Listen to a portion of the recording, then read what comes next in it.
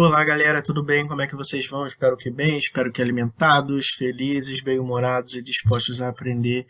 Hoje a gente começa a falar sobre o continente africano e é uma das matérias assim mais ricas que a gente tem dentro da geografia. Tamanha a diversidade, tamanha a variedade de situações, de discussões possíveis dentro desse conteúdo. Então vamos lá começar porque a jornada é longa, mas vale a pena.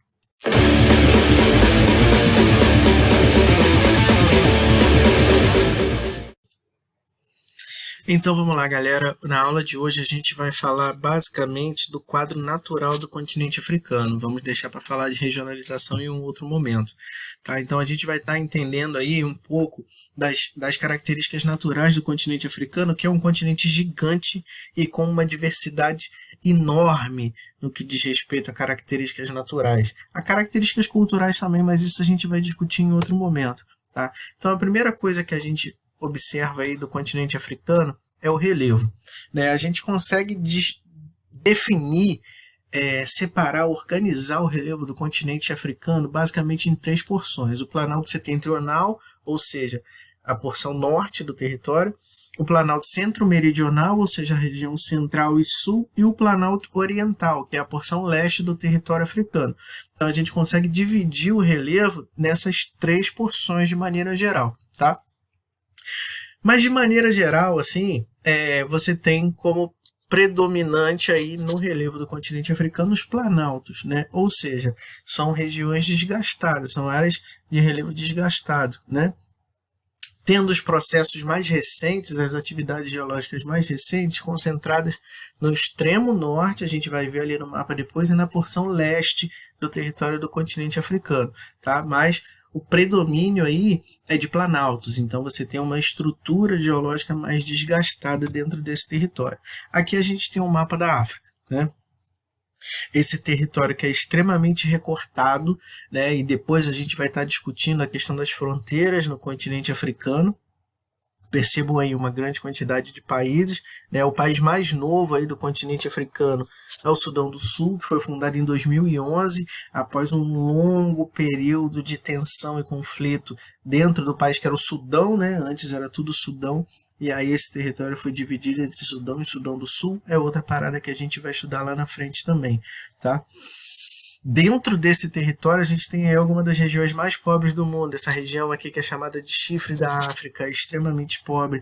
A gente tem essa região aqui onde fica Serra Leoa, que é um dos países mais pobres do mundo, né? Então existe aí toda uma série de conflitos aí a serem desvendados, a serem discutidos nesse território do continente africano.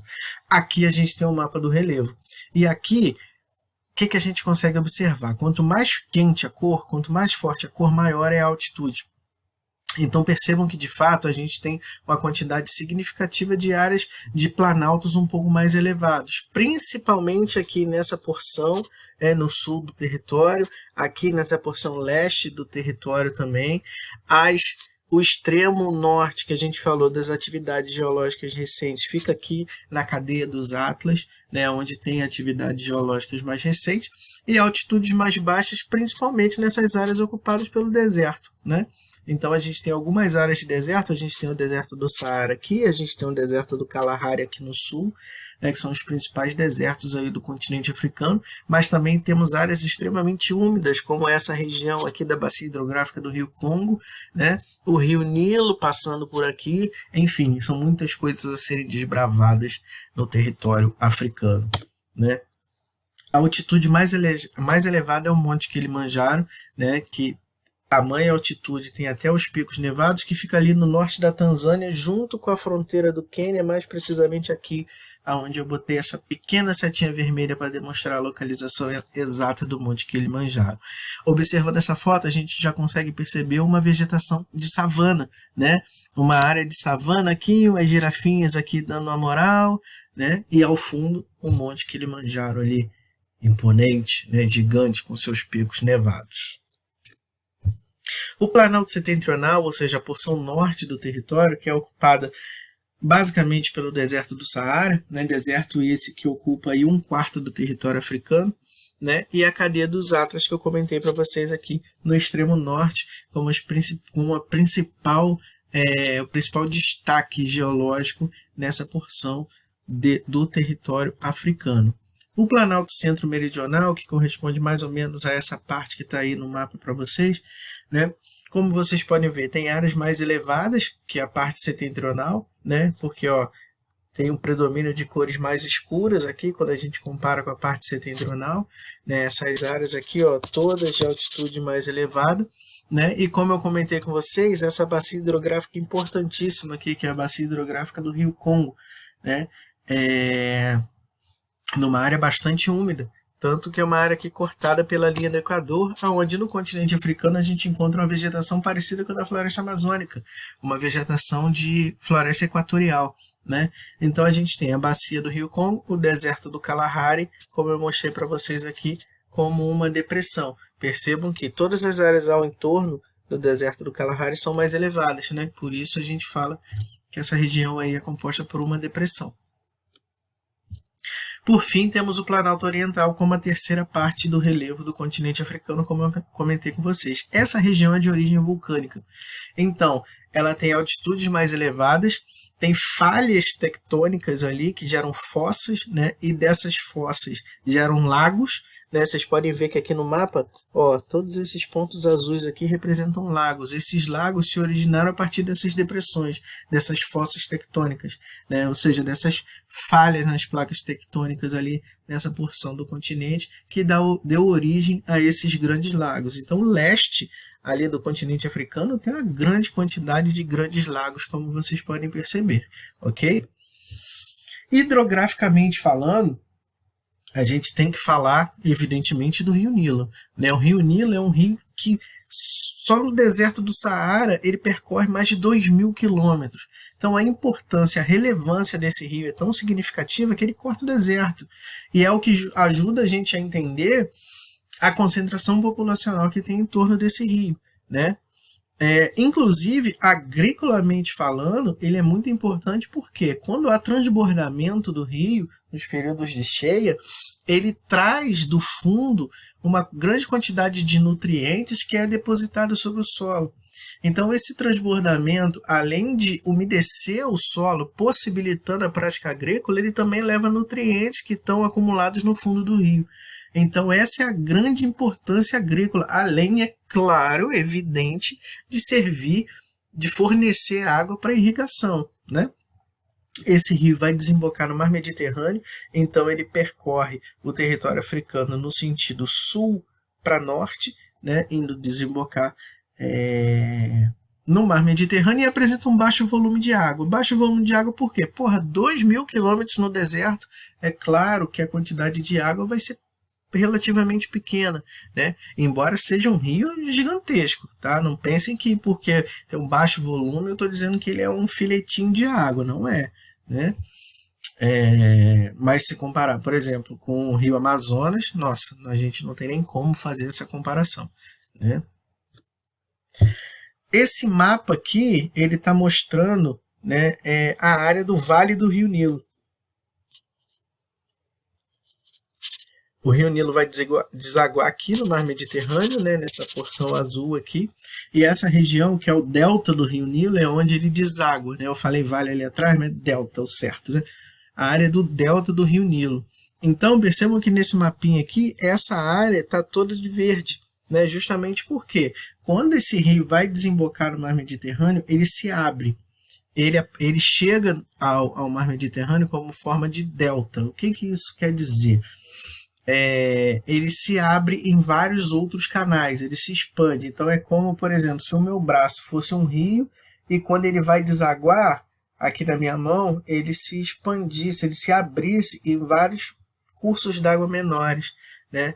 E aí, consequentemente, acaba apresentando aí uma drenagem enorme para aquela área ali onde ele está desembocando, beleza? Esse mapinha vai mostrando algumas barragens, né? Esses pontinhos roxos aí são barragens ao longo do Rio Nilo, que é utilizado para finalidades econômicas, claro, né? Aqui a gente tem a imagem de satélite, que é super interessante, né? Percebam que ao longo do curso do rio existe essa margem verde, né, que vai acompanhando o rio, justamente porque é uma área úmida no meio do deserto, né? E aqui, onde ele se abre em forma de delta, aparece essa grande mancha verde, né? Por quê? Por onde ele passa, ele vai levando vida, basicamente, né? Então, daí o delta do rio Nilo sendo visto de cima, numa visão de satélite. O rio Congo, que é o segundo do mundo em volume, né, porque o maior em volume é o rio Amazonas, né? O rio Congo é o segundo maior em volume de água, em quantidade de água. E uma característica interessante dele é que ele atravessa a linha do Equador 2 vezes e deságua no Oceano Atlântico. Então a linha do Equador ela vai estar passando, grosseiramente falando, tá, gente? Tipo, por aqui, assim. E aí esse rio atravessa a linha do Equador, primeiro de norte, de sul para norte, depois no sentido contrário, né?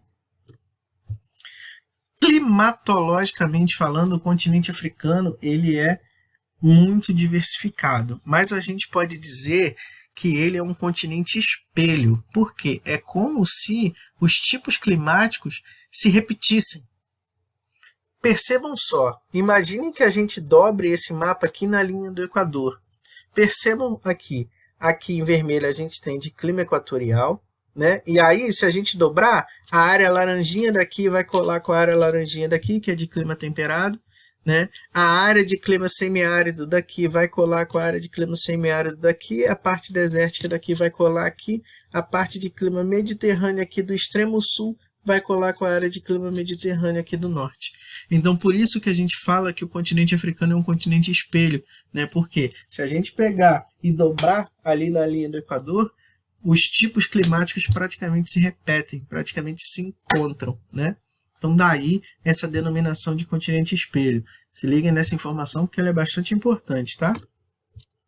E já que existe uma variedade tão grande de clima, vai ter uma variedade tão grande também de vegetação. Então você vai ter desde vegetação de deserto, né, que a gente chama de xerófila ou xerófita, que são vegetações adaptadas ao clima desértico, até as florestas equatoriais de biodiversidade gigantesca e extremamente úmidas, parecidas com a floresta amazônica que a gente tem aqui no Brasil, além de áreas de florestas tropicais, que é o equivalente à Mata Atlântica que a gente tem aqui, né? Então a biodiversidade do continente africano, ela é refletida nessa grande variedade climática que existe ali nesse território, né?